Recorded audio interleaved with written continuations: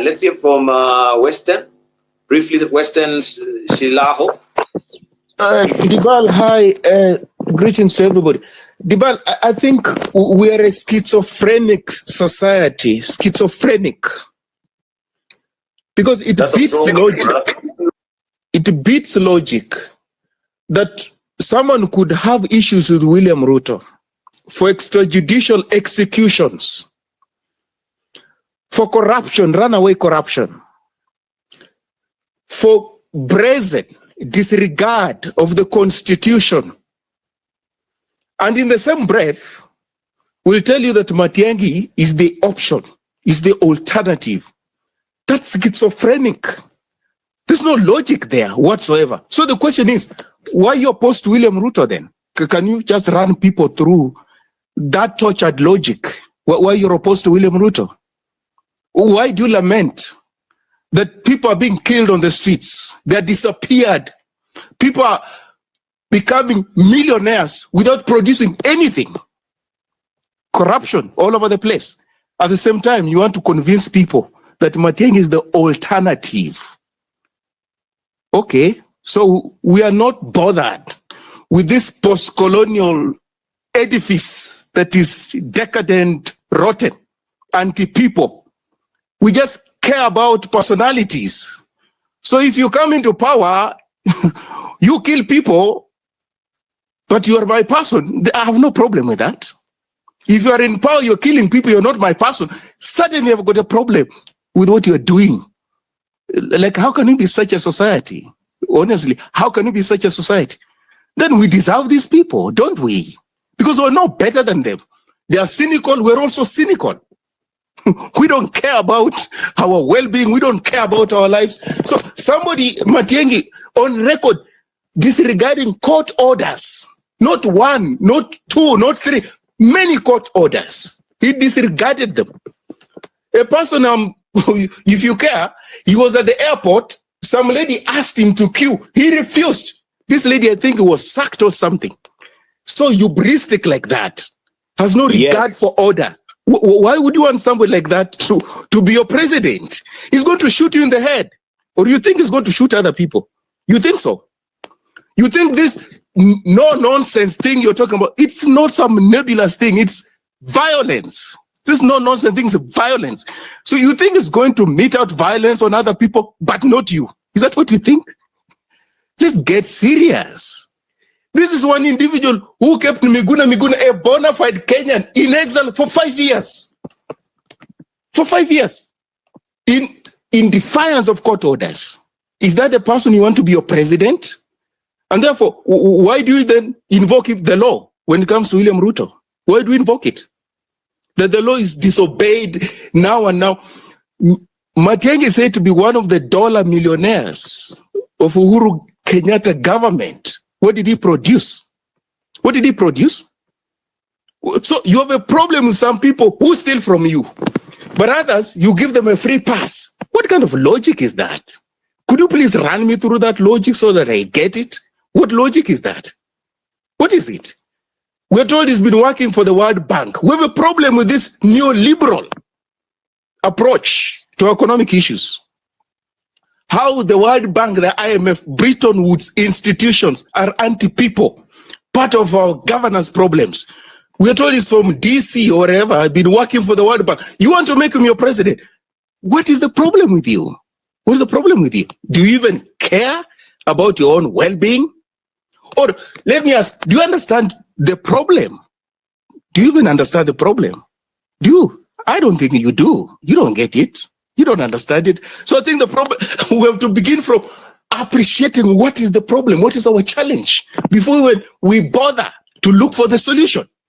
Because you're not going to identify the solution until and unless you appreciate what is the crux of the matter. And from the conversations I'm hearing, we don't appreciate what the problem is with our society. We think our problem is about personalities. Hence, this pervasive messiah complex all over the place. You think politics is so simplistic. You just get somebody at the helm, voila, all will be well. You think so? Corruption will disappear with Matiang'I. He's a no-nonsense guy. No, we're obsessed with bullies. bullies, autocrats, and at the same time we wax lyrical about this beautiful constitution. But we celebrate bullies and autocrats. In a democracy, do people think like that? Violators of human rights, serial constitutional breakers, we celebrate them. Matiang'I, as I learned Dibal, in a normal society, would be having court cases. As we speak now, would be having court cases. He would not, his name will not be featuring in a presidential race. So we are not a normal society. We'd be having court cases, hopping from one court to another court, defending himself. He is lucky that the people who are in power now are like him. But if they were different, he would not be featuring in a presidential race.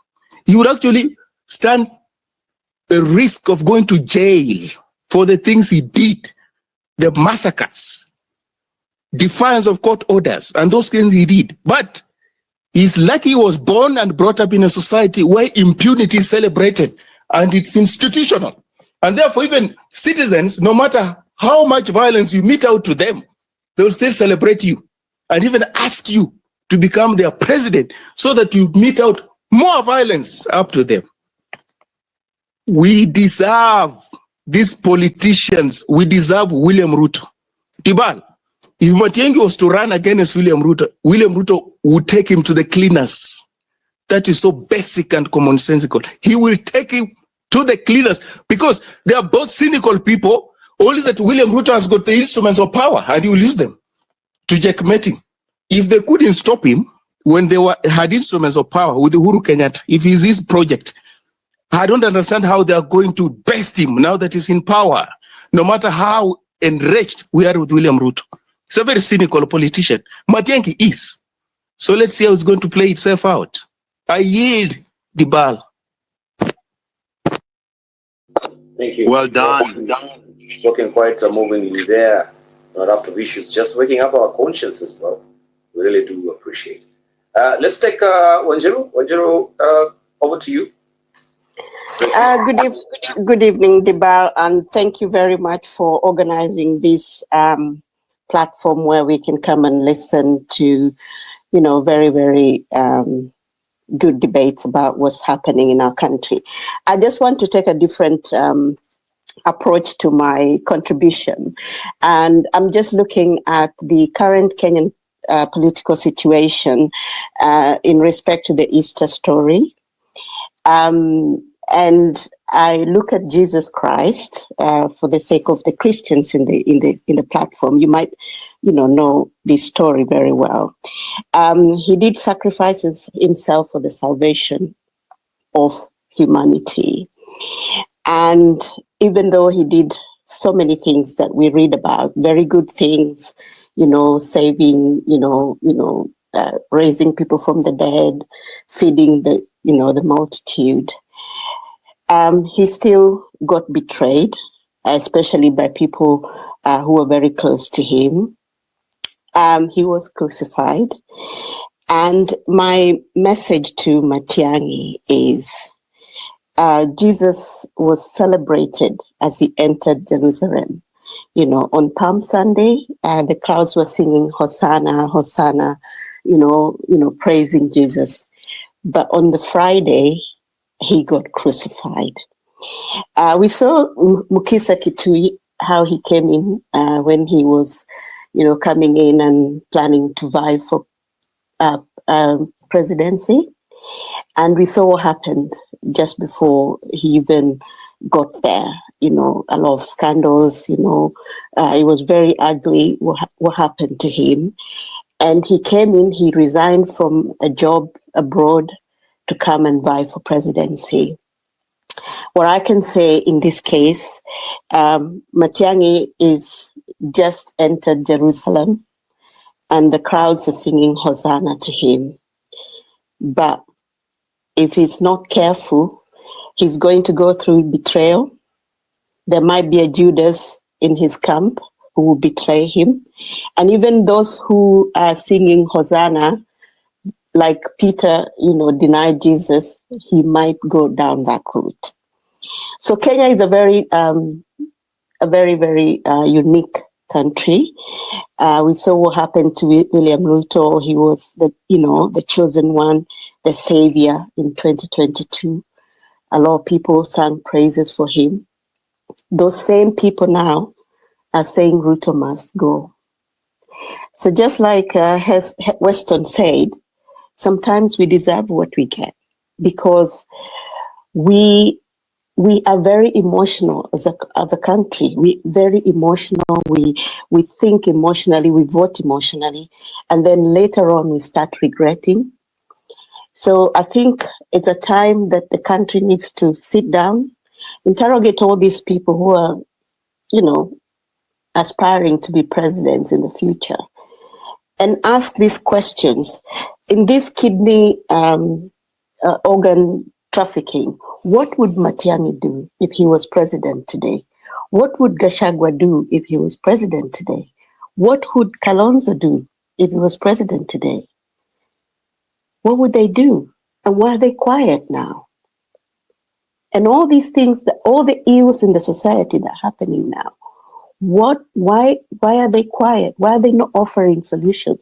Why are we listening to Gachagua every Sunday lamenting and uncovering all the ills of this government? Why is he not offering a solution? Why are these leaders not coming up and saying, this is where we are as a country, we have all these problems, these are the solutions we are proposing? Why are we not hearing these voices? Why are we only hearing people criticizing, people going on podiums and calling people names and criticizing government?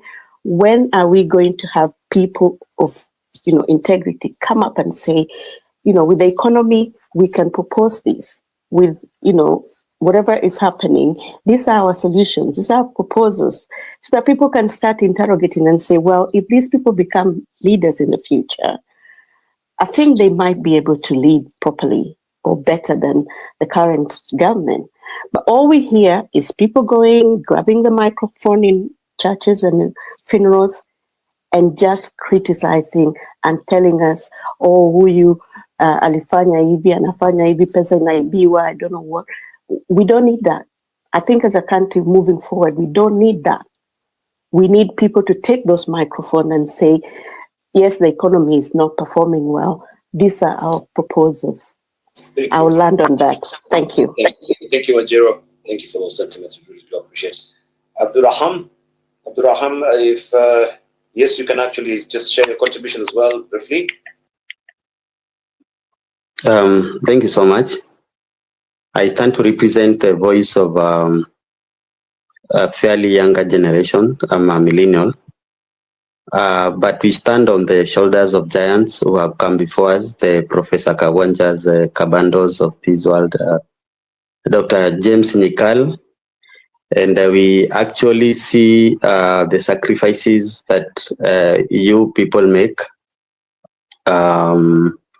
Especially, I want to commend the approach that Dr. Nyikal has taken on this kidney harvesting issue, and I want him to know that we have full confidence in his committee to have the full investigations disclosed to the people of Kenya, so that we get to know the center of where this tissue cross matching and all the testing that was happening and all that.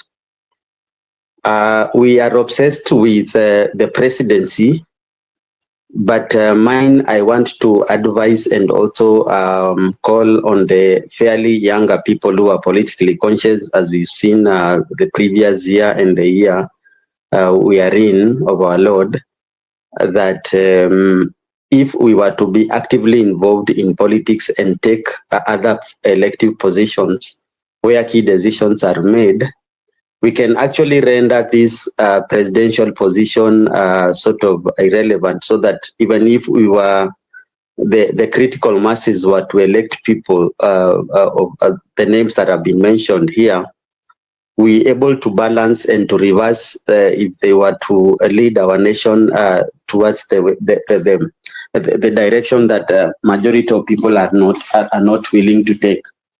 So I want also to ask that those of us that have thought politics do not have an impact on their lives to reconsider their positions and join the ever-growing voices of youth and the fairly young at heart that are willing to see change in our country, to take these political positions so that we implement the change that we do need.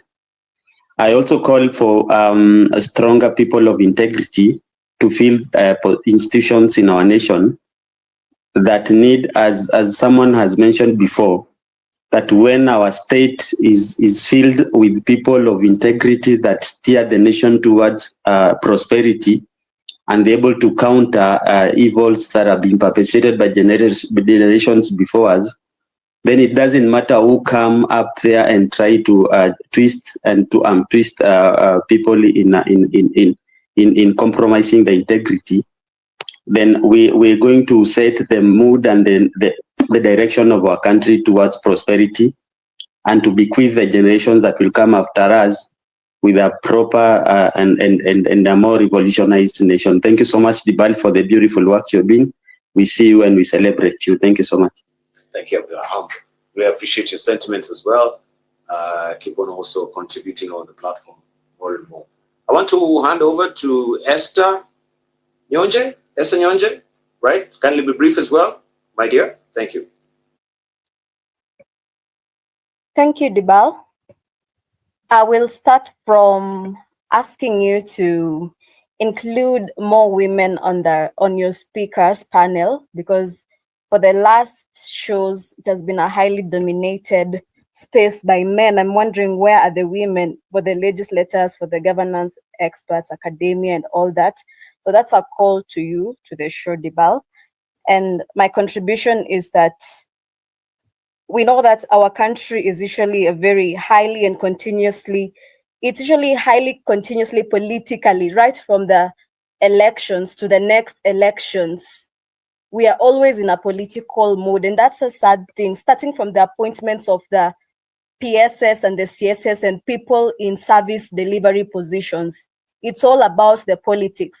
And as much as we'll be told that it's politics, you need to the violence, take it by force, and you need to fight for your positions, let us not forget that we are a country that is governed by rule of law and the constitution. Every aspect, be it devolution, be it public finance, there are structures that govern these aspects. And therefore, where is the other aspect of the social contract that people need service delivery, even if we're a political country? And I'm hearing about other names like Matiang'I coming up at this time. It's good to start having the conversation about alternative leadership, because many people are shying away from political positions because you know how expensive it is. So as we get into the conversation of alternative leadership, and I am not so happy about pointing out individuals at this time, because political alliances and formations are going to change. They say a day in politics is such a long time. By 2027, we'll have very different formations. So at this time, as a youth in this country, and I'm urging other fellow youth to organize in terms of agenda, and organize in terms of arming themselves in how are we going to make our political space less expensive, because that comes up to a responsible citizenry. It is when the president will be taking his hat, his cape, and his shirt campaigning, he will come to the people to ask for the votes. When the governors and the MCS, they will come to the people to ask for the votes. So the people should know that's the power they have. And it is our responsibility in this space and beyond to pass this message to the people, to know that it is you who gives the politicians this power. Whatever we have today, whatever we're complaining today, is a reflection of what we chose in the ballot in 2022. So can we have a responsible citizenry that is going to make good decisions about their leaders in 2027? Because the politicians will align themselves. Can the people also arm themselves with responsibility and coming up with, because there's a high rate of also political intolerance that is coming up. What are we doing about this as we head into 2027? What are the electoral reforms as we head into? What are we doing to make our politics less expensive so that we are not bribed, that we are not used as tools for politicians, but we're going to make responsible decisions. That is my take for today. Thank you. Thank you, Esther, there for your sentiments. And yeah, we do acknowledge your frustration, and we'll work on it as well. I want just to hand over the mic to Joe Ogasigu. Joe, if you may also just share briefly your question or contribution. We need to wind up way beyond time. Joe, kindly get unmuted. All right. Thank you so much. Thank you so much for giving me a couple seconds to chime in my 2 cents. I'm glad that we're having this conversation. I think they say that a problem that is talked about is a problem that is half solved. So I think we're halfway there towards salvaging our country and providing solutions to what's affecting us all. The issue of Professor Matiang'I being pushed on the throats of Kenyans, it has been quite insensitive because we saw him rule with Uhuru and Ruto, and we know for sure that if he becomes the next president of Kenya, he's just going to continue on the same path that Uhuru and then Ruto have taken us through. There are some Kenyans who want to see Uhuru and Ruto prosecuted for the crimes they've committed against, Kenyans. For sure, Dr. Fred Matiang'I is not going to be the guy to send those two to jail. He worked for them, and he was very efficient for them. He was actually their hammer and the sickle for making sure he silences dissent. And he was very effective, two-faced. He could tell the crowd this is what's happening, but at the same time, he's doing something in the background that's completely opposite. So he is the best candidate if you want the status quo of oppressing Kenyans to go on. He's the best candidate to carry on the job. There are so many people who disappeared under the tenure of Dr. Fred Matiang'I. We saw those strange fish floating on River Yala. I'm using the term strange fish in relation to the strange fruit that was growing on top of trees in the United States when they were under the apartheid regime of Jim Crow. So if you want to get away from one monster and be ruled by another monster, then I think we Kenyans we really have a long way to learn. We are really sick. We have some type of Stockholm syndrome that we need deliverance from. He kind of jeopardized the education system. The Kenyan education system started falling from when they took over, and it hasn't recovered yet. Right now, education system is in the pits. It's worse than when he took it over, and we need someone who's going to repair our education system. One way to attack a society is to make sure that you affect their education system, their food sovereignty, and then you affect their health.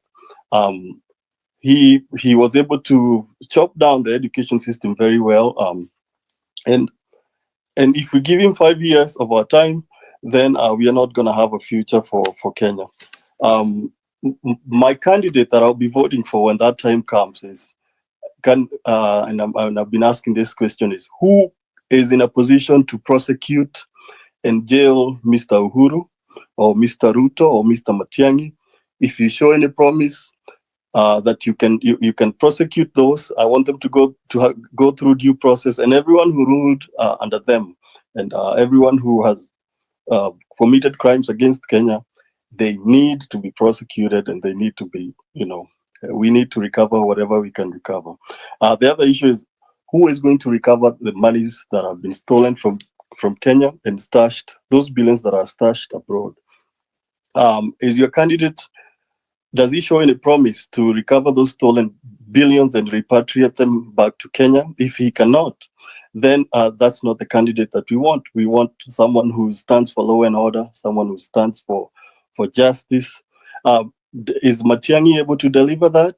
And he's been accused of becoming a dollar billionaire within a very short time without having a single industry or a single product, a single book under his name. I think I will stop at that. Thank you. Thank you, Joe. Lastly, let's hear you talk about Joe. I liked it. I can connect that with what Weston was saying regarding what's our problem. So could it be also we as Kenyans were suffering from the Stockholm syndrome, right? Thank you for highlighting that. Let's just hear from Kidi. Briefly, Kidi. I know also you got a streak of politician in you, so don't hold the time here. Briefly, sir. Thank you. Thank you, Adabal. I will cut to the chase. I have listened to this Twitter space from the beginning, and I want to congratulate you for the quality of the panelists you brought on board. Brilliant, fine, polished public intellectuals. But I think I'm a little disappointed by how they contradict themselves. Because when you hear someone like Professor Herman Manyora, whom I think has done a good work both in the academia and in the practice of politics, in attempting to redirect this country towards its better angels, actively advocating for a Matiang'I presidency, it shocks conscience. And let me say this. It is President Ronald Reagan who said that every politician wants to say that they were born in a log cabin that they built themselves. And that I think also it is Martin Luther King Jr. who says that, no, it is not Martin, it is John Bercow, the former speaker for UK, who says that every man can endure adversity, but to test a man's character, give him power. We have seen how Dr. Matiang'I has used power when he was in a place of responsibility. When our heroes like Professor Manyora, Senator Onyonka et al. Are telling us what a wonderful alternative Dr. Matiang'I would be, we must remember that the problem we have in the education sector called the CBC was brought in when we had Dr. Matiang'I there. Or even when he was there, he didn't engender, because part of the outcry then was that there was very little stakeholder management, and the government was bulldozing its way. Right now, the future of this country is hanging on the balance in part because Matiang'I was holding a place of responsibility. I moved to Interior when he was at Interior. And it is when we have always known that when a government is put in place, there are three critical things that a government must do: preserve the right to life, right to liberty, and as Americans put it, pursuit of happiness, which is the right to own property. That under Dr. Matiang'I, when he was at Interior, we saw how he deployed the state security apparatus to destroy the dwelling places of people, sometimes in contravention of court orders. And that brings me to my third point, that these elegant panelists you brought on board are describing, diagnosing the problem of Kenya as the colonial enterprise infrastructure that has endured to date. And that none of the presidents we have had before has had the courage to dismantle it. Kibaki attempted, I think, in the first 2 years of his presidency, and then he was overrun by the ethnic cabal around him. So my question is, and I think maybe a food for thought, that when Matiang'I was working for Uhuru, and I think it is the former MP for Nyeri, Kabando Wakabando, who said that Uhuru would send people to Matiang'I.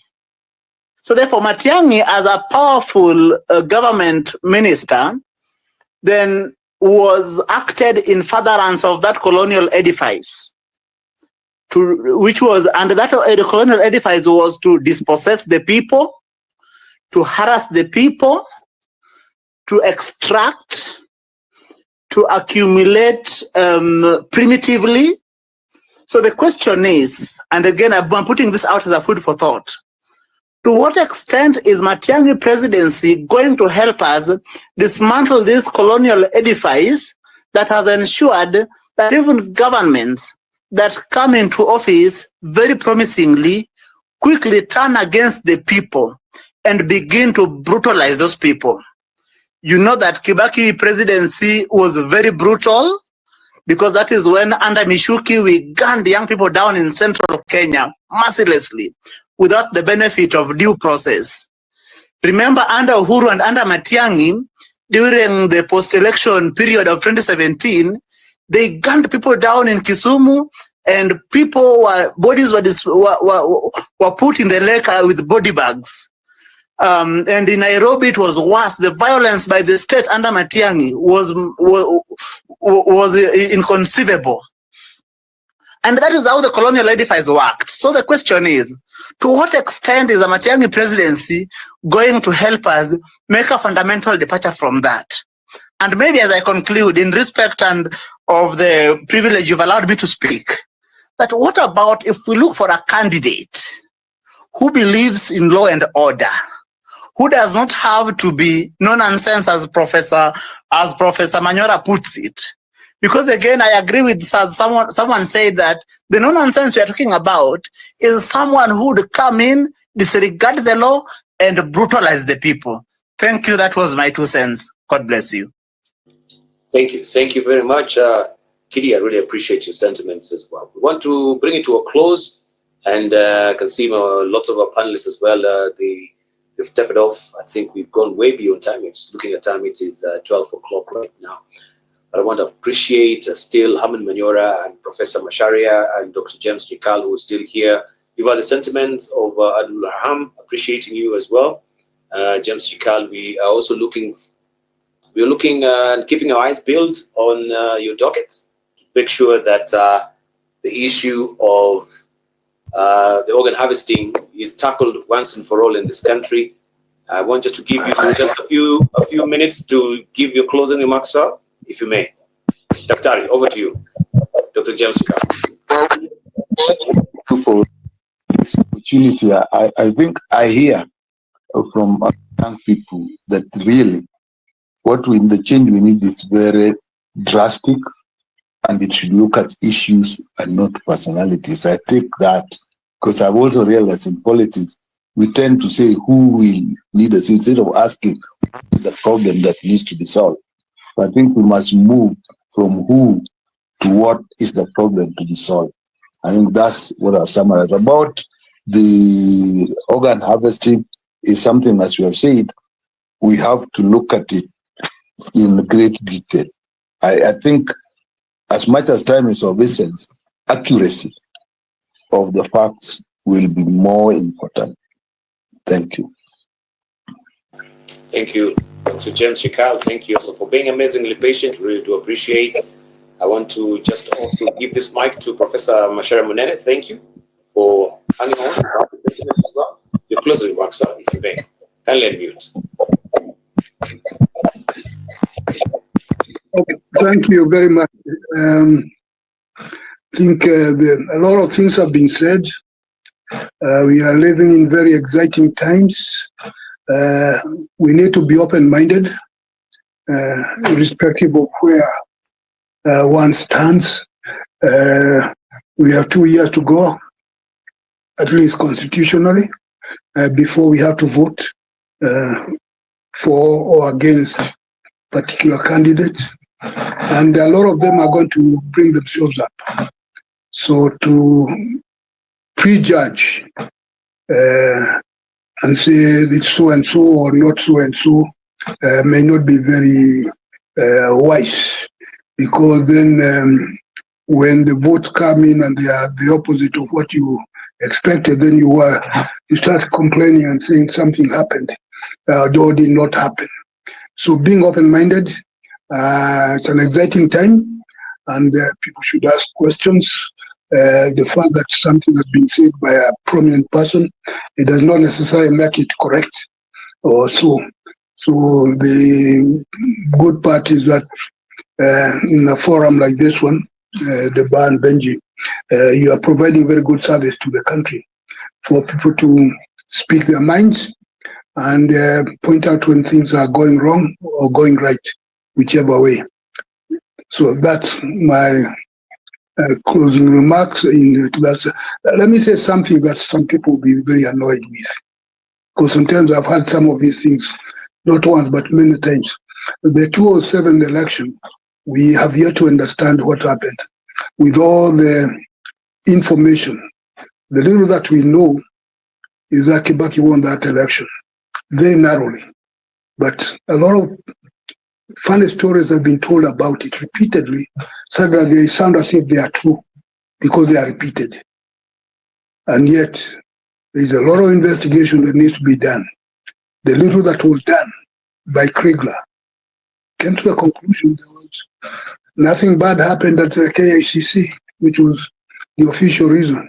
And that's my end remarks of that. Thank you, Prof. I really appreciate your sentiments and your remarks as well. I want just to find out if Haman Manyora is still on. Haman, I want to give you a sporting chance for giving your closing remarks, sir. Thank you for hanging on. I know it's cold wherever you are. Yes. Thank you, Deva. Thank you for giving me this minute or so. I am particularly happy to listen to Weston, Shilaho, and Kidi, my good friend. I want to tell them that we had a clearly defined problem, or should I say topic, that Matiang'I had landed in town. What did we have to say about Matiang'I? Did he stand a chance? And we said the things we said about him.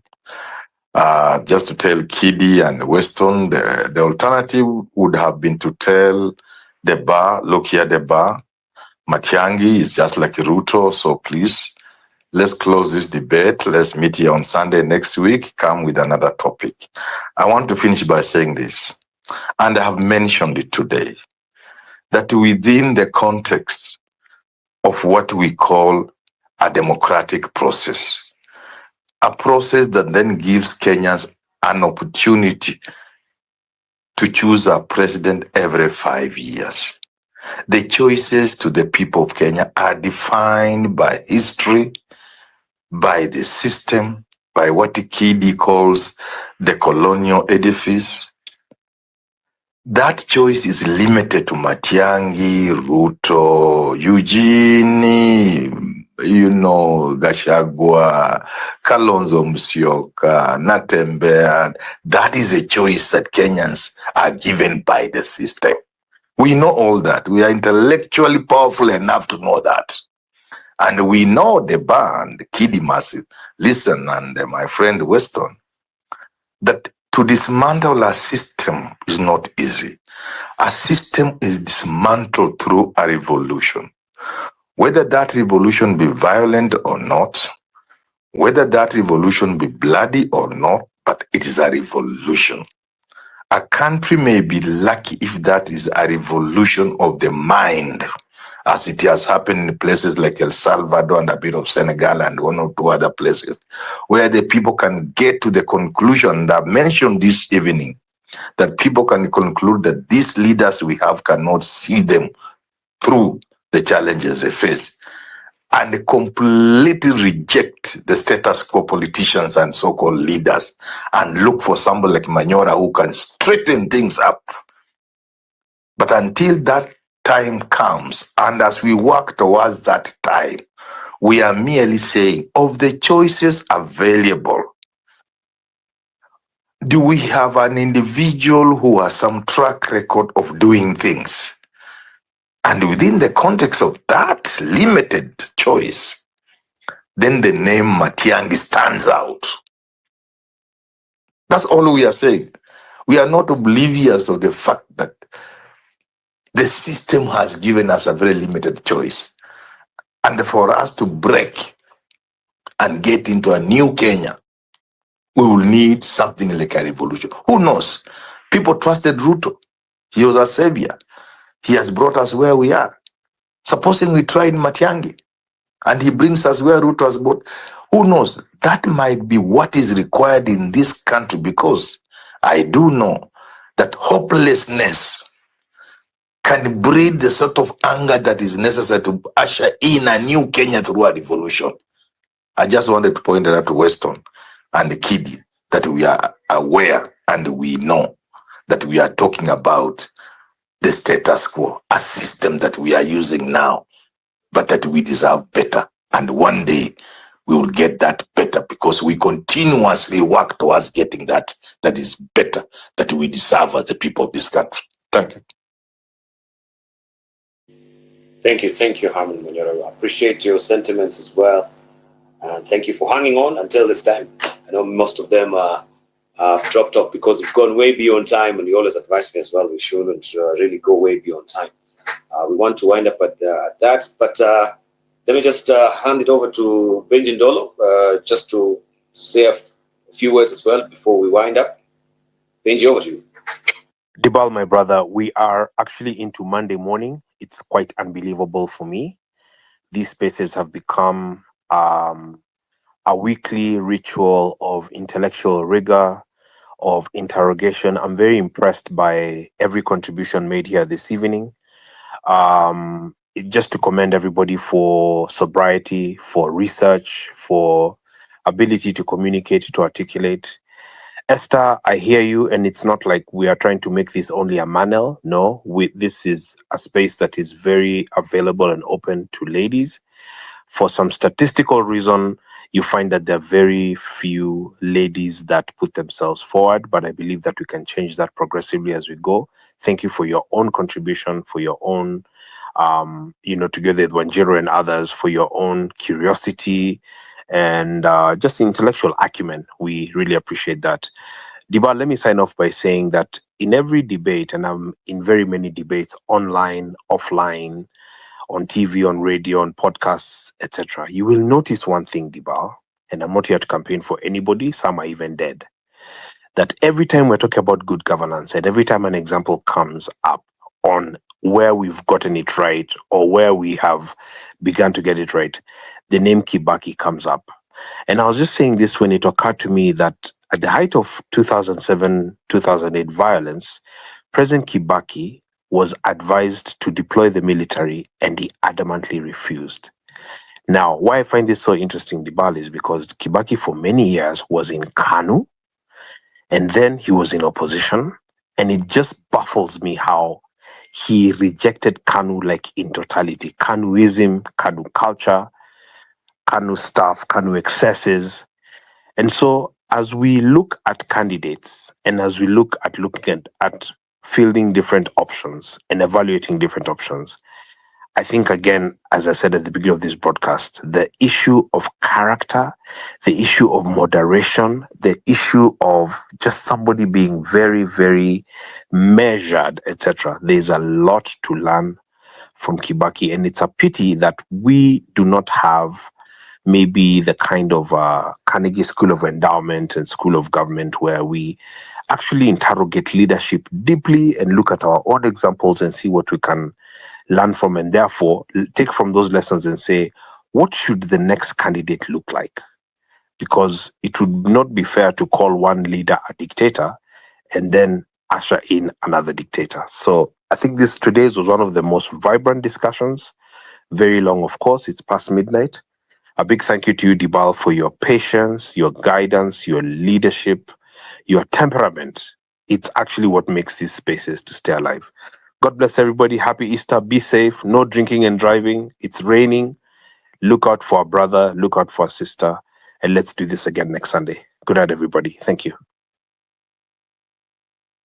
Thank you, Benji. Thank you so much, guys. We need to go here.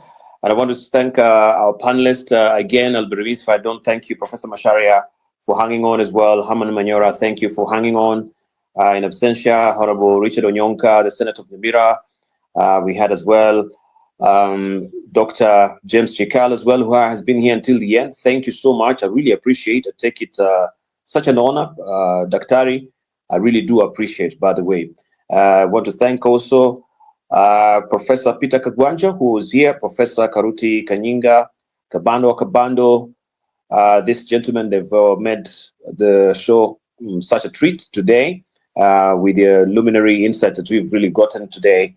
I really want to thank you so much. And as always, we wind up the show by saying, in essentials, unity, in non-essentials, liberty, in all things, charity.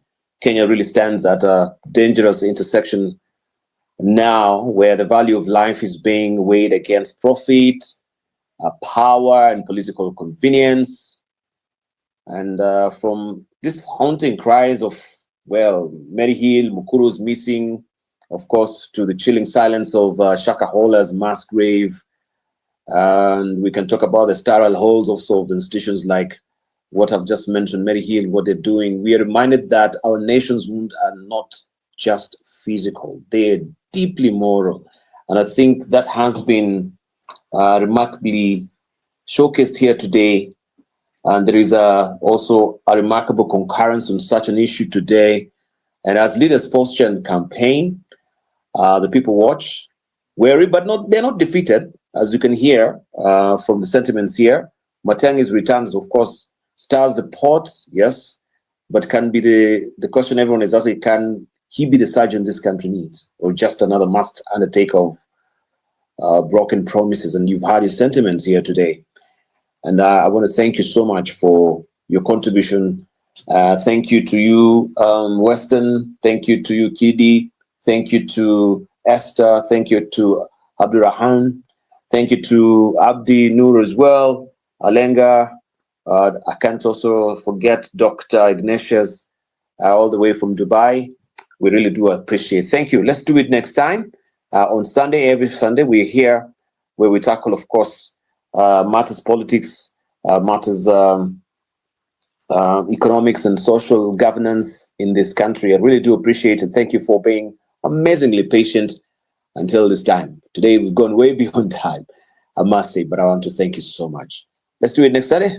May God bless you as always, and may you be a pillar of cloud by day and a pillar of fire by night. May He bless your water, and may He bless your bread as well. Thank you. Master, peace and love be multiplied to you. Good evening.